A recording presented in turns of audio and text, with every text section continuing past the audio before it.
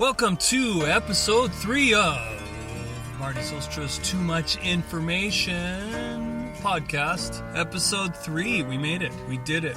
We survived, dear listener, and I'm really happy that you're along for the ride. Everybody who's been listening and sending me fantastic feedback, I appreciate it. And I would love to hear questions. I'd like to hear observations, and I would like to hear anything you have to say feedback-wise, so that we can do a mailbag episode. So this episode, it's about the continuation of my story post-college as I moved to Vancouver. What happened then?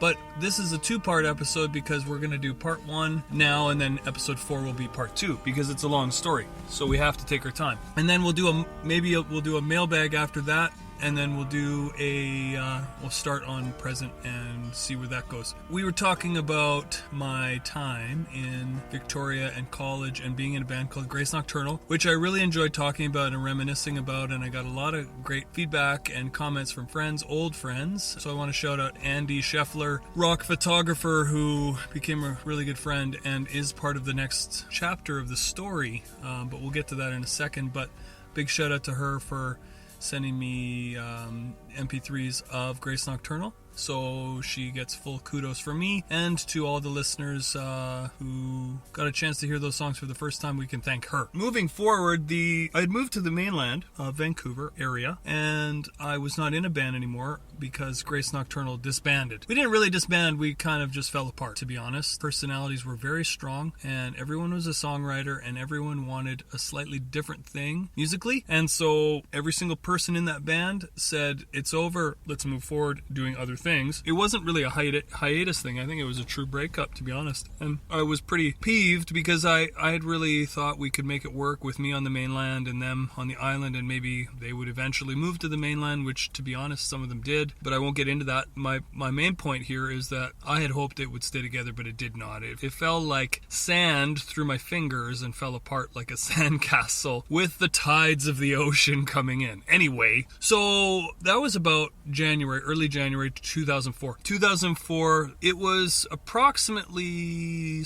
call it March, April, May. In that time frame that I was getting really antsy. I wanted another band. I wanted to keep going with music. I'd had so much fun and experienced so many great things in Grace Nocturnal that I wanted to continue the journey, and I didn't want to stop making music. I didn't want to stop performing. I still loved it. And I think the vision for the new band was going to be more like, I wasn't sure if my day gig would allow me the time to be kind of full-time or what would happen. So I kind of wanted people to surround myself with people that had the same kind of vision and same kind of like lifestyle. So I wasn't aiming necessarily for the pro musician. I was kind of thinking of myself as more of an amateur at the time, maybe because I was feeling down on my luck or something. So I picked people that I really liked hanging out with and I had a good energy with and had cars and had a job. What a random reason to find somebody to join a band with, somebody who had a car and a job. Honestly, that was what I was looking for, somebody with the same music interests. I was lucky that I was referred to a drummer. You always need a drummer, and sure enough, I was lucky to be introduced to my now friend Matt Kittle, who at the time wasn't playing in a band and had kind of been through various projects. I believe a punk band, fairly successful local or regional punk band in the interior of BC, and then had moved to the mainland to pursue a career. And so we met up and we found a couple of other guys through various message boards, which were big at the time. Craigslist was really big to find musicians back then. It probably still is, but to be honest, I don't know who uses it, and that's fine. We met up, we jammed, and honestly, I was blown away because I hadn't been playing guitar in Grace Nocturnal, so to put on a guitar and play again was really fun. And then, I don't know about the two other guys that we jammed with. I don't even remember who they were. It might have been this guy named Paul, who was a fantastic guitar player with really good, unique, angular pop parts for pop rock guitar, indie rock guitar. I'm not sure if he was in that first jam or not, but then there was someone else who I don't know who that was, and it doesn't really matter, but what I do remember is that Matt and I gelled right away. And he went on to be famously known in our circle of friends as MK, Matt Kittle, MK. And so those few first jams were really fun, and we wrote a great song. And what I'm going to do is play the demo version, or kind of like first recorded version. What we decided to do was record the EP with the lineup with 4 songs. We had 4 songs, so that was cool. And then book a show, and it would kind of be like our CD release / second show ever is what it ended up being. And then we would give away copies of the CD at the door. So if you bought a ticket, you got a CD. Kind of like blow it up pretty quick, try to get things going and get things moving. That was our big idea at the time, and it appeared to have worked. And again, swinging all the way back to Andy Scheffler, I wasn't sure how to get this thing recorded, and she said, well, you should contact my friend Toby Hulse, because he has a basement studio, and he'd probably be affordable, and he may be even looking for projects to work with. And I knew Toby from before, but not super well. He'd come to the island with his band Retrograde, which were like a modern rock, very, very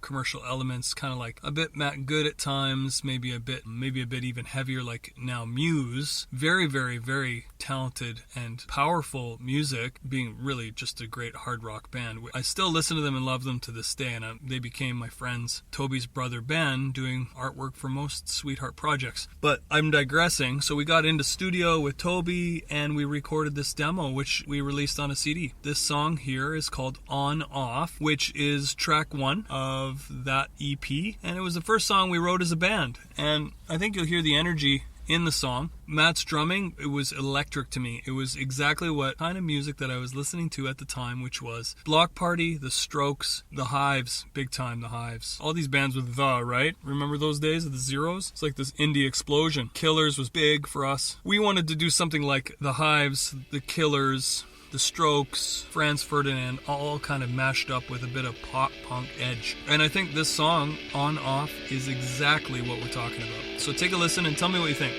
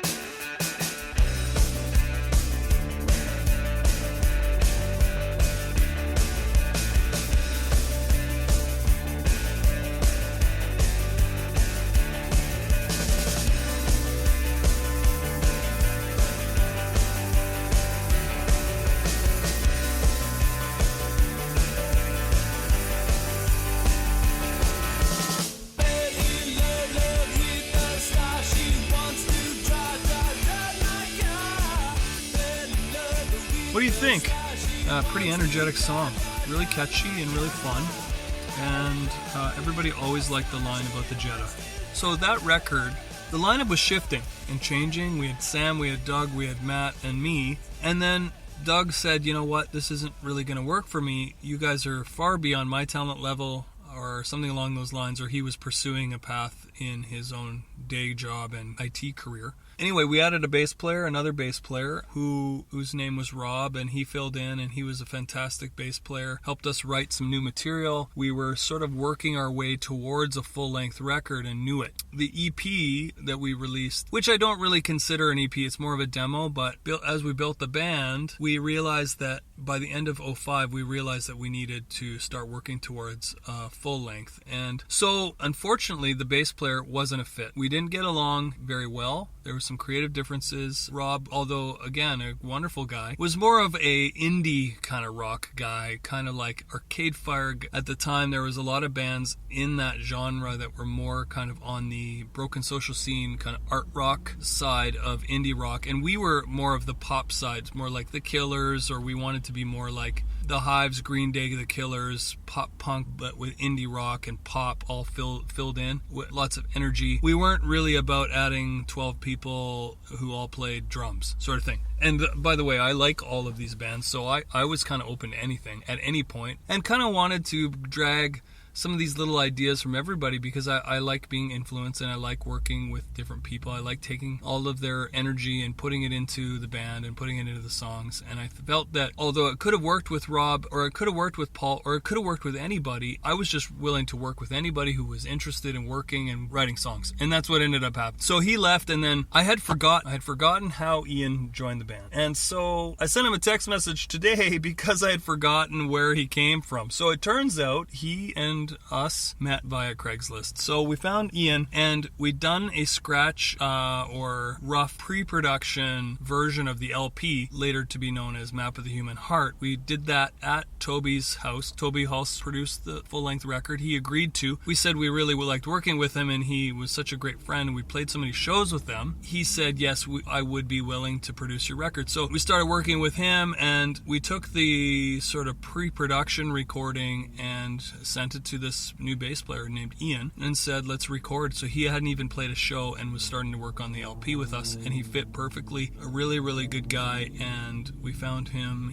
I'm going to read you the text message. He says, I think it was a Craigslist ad, but also vetted by a girl named Charlie, who was managing the Rumors, a band with Lou Dawson, who was good friends with my friend Mira when we were kids. And that is about as convoluted as it gets, but long story short, he looked us up, said we were good, found out we were good, and then wanted to join the project. So that was in late 2005. So we started working on the record with Toby, and some stuff happened in that time. We started meeting industry people and started playing shows. We played a lot of shows at the Media Club, a lot of shows at a place called the Buffalo Club. The Roxy was a local place that still has indie shows, original shows. They do like an early show and a late cover band show, and we would get on stage and kind of cut our teeth there. And we were just learning and trying to get better at playing these songs, man, and it was fun. Once the record was done, I mean, Toby was great because he was balancing a number of things, his band, his various projects, whether it be audio design school, and I think he even had a day job. He was teaching some guitar, I believe, at the time. All of that stuff, juggling all of that stuff. We were juggling all the stuff we had in our band, which was day jobs and lives, and trying to record this full-length record. At the end of the day, it was recorded in a basement. So here's the thing with basement recordings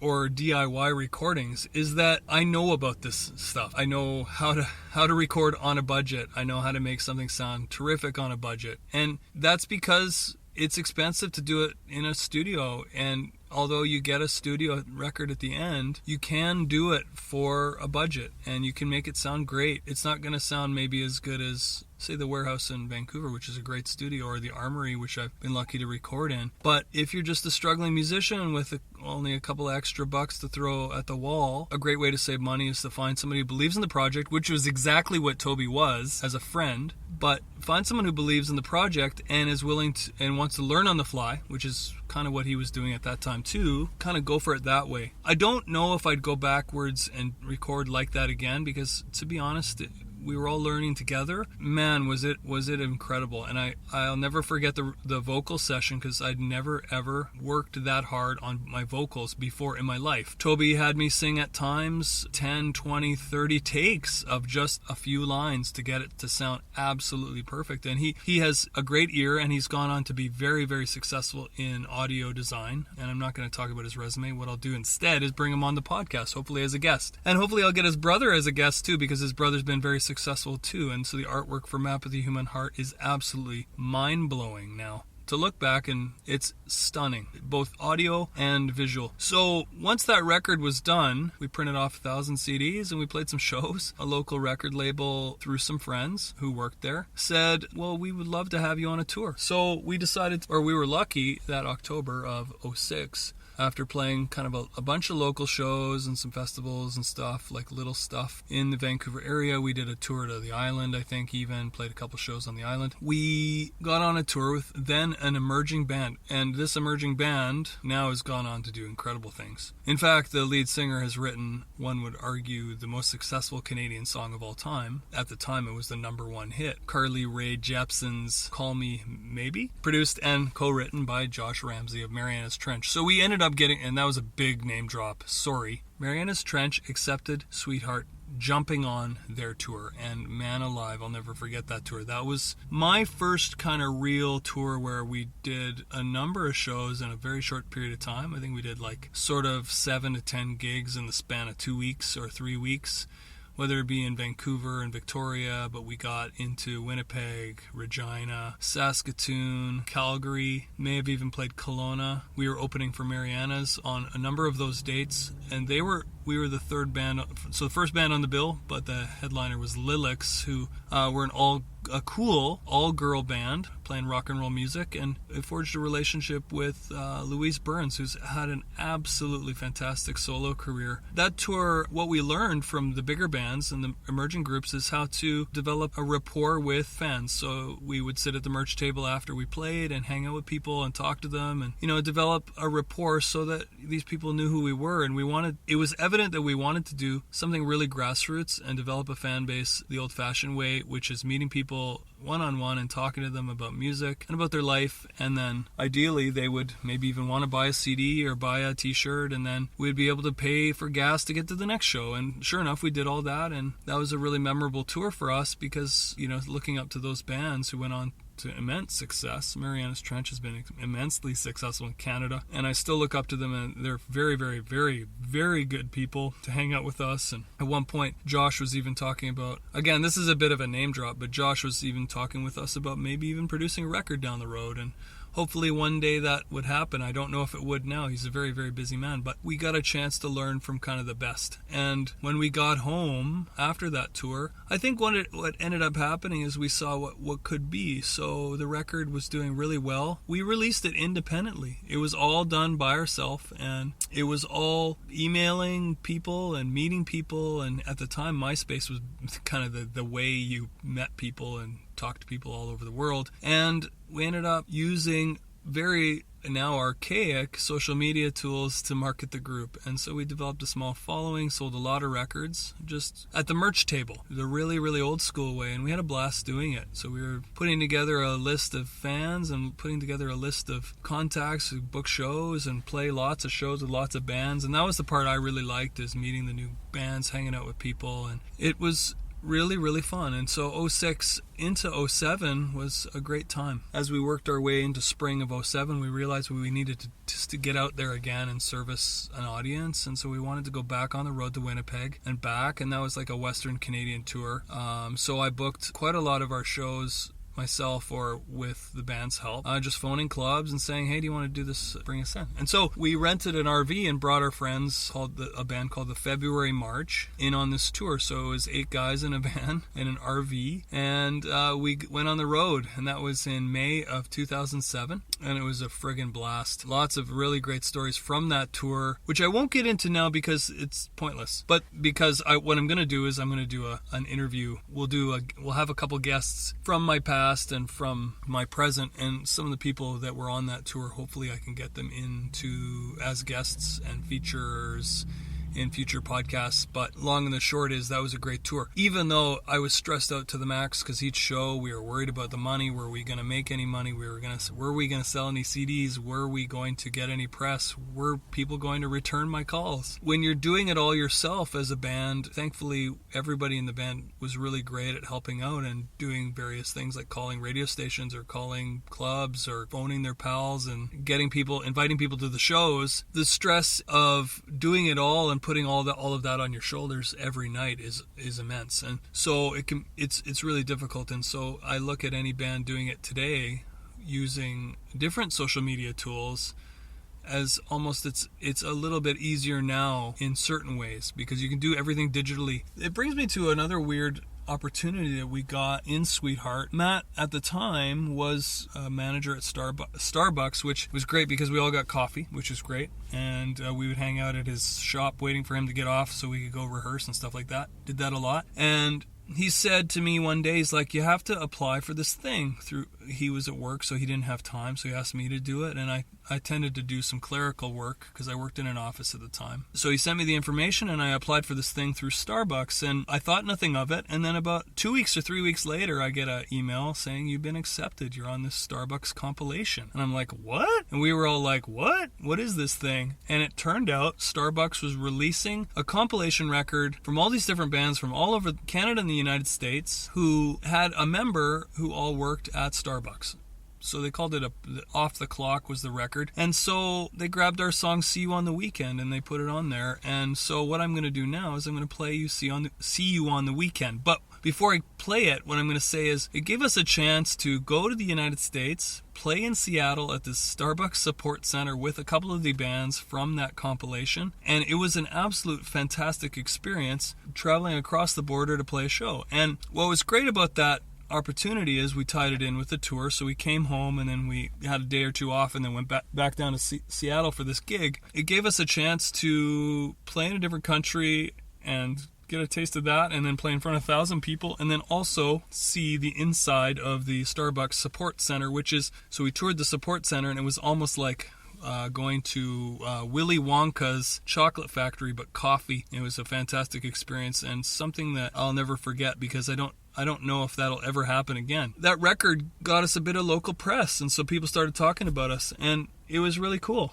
The band was really excited because momentum seemed to be in our favor at that time, and we booked quite a lot of shows around that time, traveling back and forth to Calgary to play various gigs. Got a chance to play with bands like The Dudes in Calgary, or 2 Hours Traffic, a great show we played, or we did a show with a group from Montreal called Plants and Animals. So that was another great little tour we did, and we always tacked another date on, either in Kelowna or Vancouver or Victoria. And we're doing all these great weekend shows, kind of weekend warrior shows, which was fantastic, and got a chance to travel in a van all the time. Which, looking back, most bands after a period of time in a van together dislike each other, but we preferred to be together, and when we were apart, we almost hated each other more. What I'm going to leave you with is, in 2007, my personal life fell apart. And I'm not going to tell you that story. It's kind of a private story, but we got a tour. This was a turning point in my life, and so I bring it up because it's important to me. We'd had some struggles as a live band because,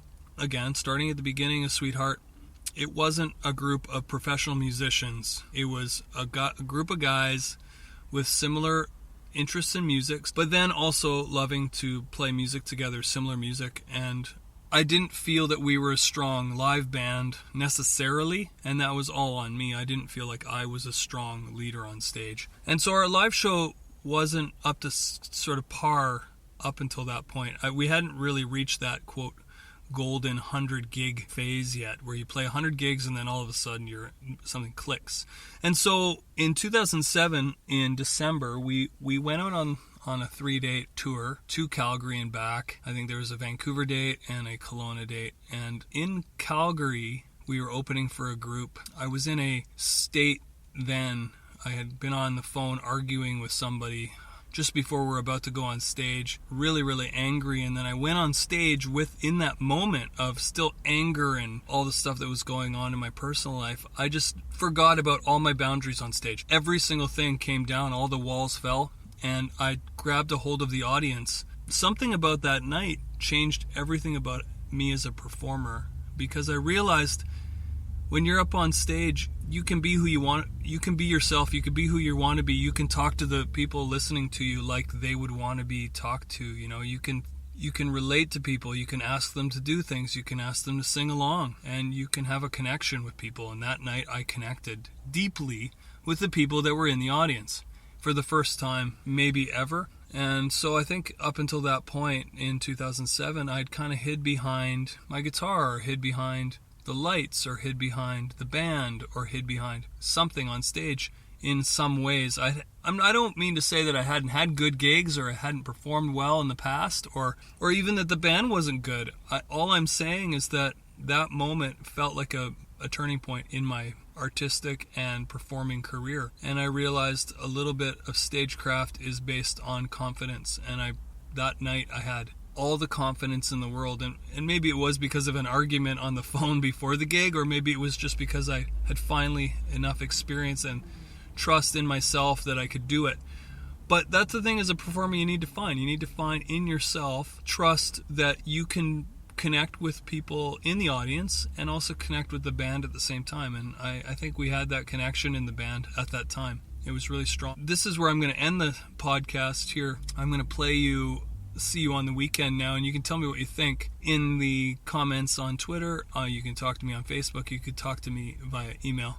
I'd love to hear from you. But here you go. Here's See You on the Weekend off of Map of the Human Heart, also on a Starbucks compilation, which made it into the top 200 in the Billboard charts, if you can believe it. It's still played all over the world today, on Spotify, as far as Perth in Australia all the time, also Japan. People are listening to it still to this day, which is fascinating to me. Here we go. By your bedside, everything is alright. It's alright if I can't stop crying. Paint the walls and then you paint the ceiling. It's alright if I see you on the weekend. It's easy to love, so easy. It's easy to love, so easy. So easy.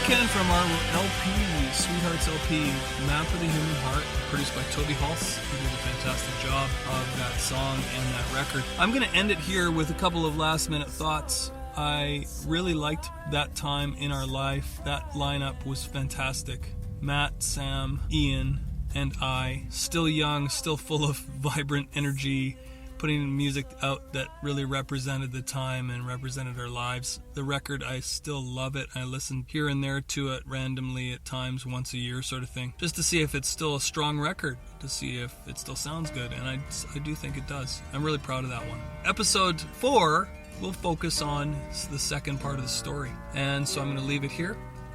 Thank you for listening to Marty Zylstra, Too Much Information podcast. Catch me on socials. That's Twitter is Marty Zylstra. Facebook is Marty Zylstra Music. Instagram, Marty Zylstra Music. Have a great day, dear listener, and I can't wait to talk to you next week. Sundays at 9 a.m. Pacific Standard Time.